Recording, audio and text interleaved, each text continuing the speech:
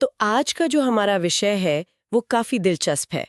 कैसे हमारे विचार, हमारी रोज की आदतें, यहाँ तक कि हमारा माहौल हाँ, सिर्फ हमारे मूड को ही नहीं बल्कि हमारे दिमाग की वायरिंग और शायद जीन तक को बदल सकते हैं। बिल्कुल। ये आइडिया कि सब कुछ बस जीन में लिखा है, वो अब अधूरा लगता है। अच्छा। हाँ, विज्ञान अब बता रहा है कि हम जो रोज करते हैं, जो सोचते हैं, उससे दिमाग के कनेक्शन बदलते हैं। और तो और, कौन से जीन एक्टिव होंगे, कौन से नहीं, इस पर भी असर पड़ता है। मतलब वो जो पहले से तय वाली बात थी वो पूरी तरह सही नहीं है। नहीं, बिल्कुल नहीं। तो क्या दिमाग एक तरह से बदलता रहता है, जैसे कोई मिट्टी हो? आपने बिल्कुल सही पकड़ा। इसी को कहते हैं न्यूरोप्लास्टिसिटी। न्यूरोप्लास्टिसिटी? हाँ, दिमाग कोई पत्थर की लकीर नहीं है। वो सीखता है, बदलता है। हर नया तजुर्बा, हर नई सोच, वो दिमाग में नए रास्ते बनाती है या पुराने रास्तों को मजबूत करती है। जैसे मसल्स बनती है कसरत से। बिल्कुल वैसा ही। अच्छा, तो इस पर थोड़ा और सोचते हैं।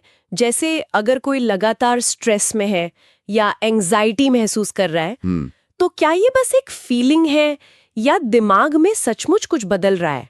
कहा जा रहा है कि दिमाग को रीवायर किया जा सकता है। हाँ, ये सिर्फ एक एहसास से बढ़कर है।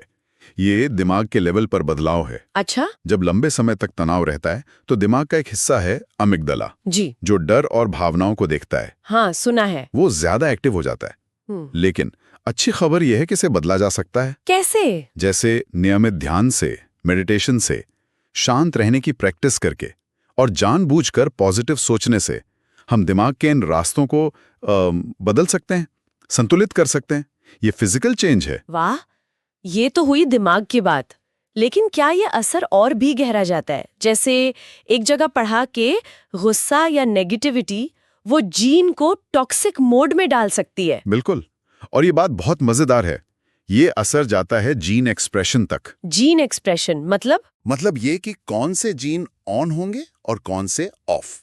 जैसे स्विच होता है ना, हाँ हाँ।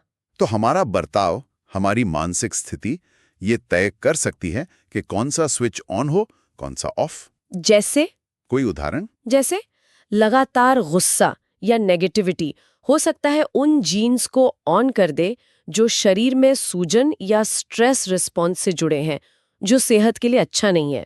ओह, तो शांत रहना, पॉजिटिव रहना, ये सिर्फ नेचर की बात नहीं, ये एक स्किल है। बिल्कुल, एक हुनर है जिसे सीखा जा सकता है, प्रैक्टिस किया जा सकता है। तो अगर किसी को बहुत चिंता करने की आदत पड़ गई है, हाँ क्या वो सच में दिमाग पर पड़े इस असर को पलट सकता है? हाँ, बिल्कुल पलट सकता है।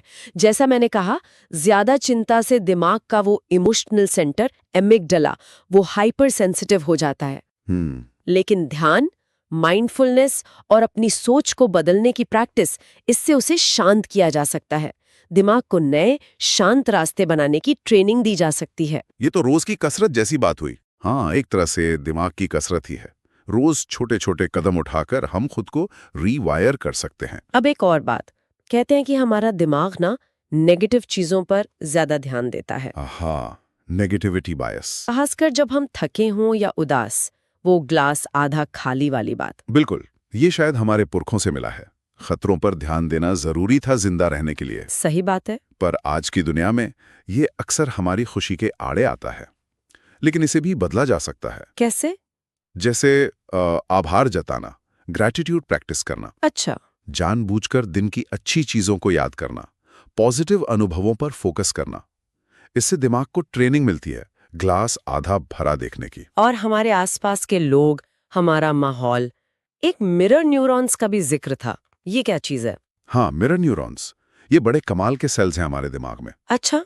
जब हम किसी और को कुछ करते हुए देखते हैं या कोई भावना महसूस करते हुए देखते हैं, तो ये न्यूरॉन्स हमारे दिमाग में भी वैसे ही एक्टिव हो जाते हैं जैसे हम खुद वो कर रहे हों। अरे वाह। इसी वजह से हम अनजाने में दूसरों के हाव भाव, उनकी भावनाओं की नकल करने लगते हैं।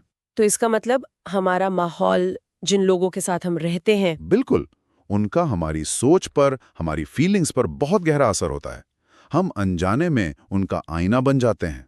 ये तो काफी गहरी बात है। हाँ, इसीलिए अपना माहौल सोच समझकर चुनना जरूरी है। तो फिर इन सब बातों का निचोड़ क्या निकलता है?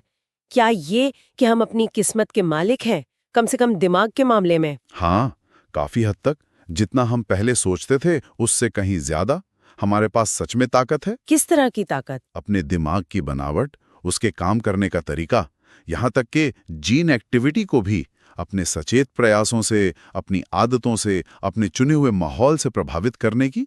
और ये सिर्फ थ्योरी नहीं है? नहीं, बिल्कुल नहीं। रोज के छोटे छोटे लगातार कदम, जैसे कुछ पल शांति से बैठना, किसी के लिए शुक्रगुजार होना, मुश्किल में भी कोई उम्मीद देखना, ये वक्त के साथ दिमाग में वाकई बड़े बदलाव ला सकते हैं। ये अपने दिमाग को एक्टिवली ट्रेन करने जैसा है। तो आखिर में ये सोचने वाली बात है, अगर हमारा दिमाग वाकई एक आईने की तरह है जो अपने आसपास के माहौल को दिखाता है, हाँ। तो फिर हमें खुद से पूछना चाहिए कि हम रोज जानबूझकर अपने लिए कैसा आईना चुन रहे हैं, कैसा माहौल बना रहे हैं।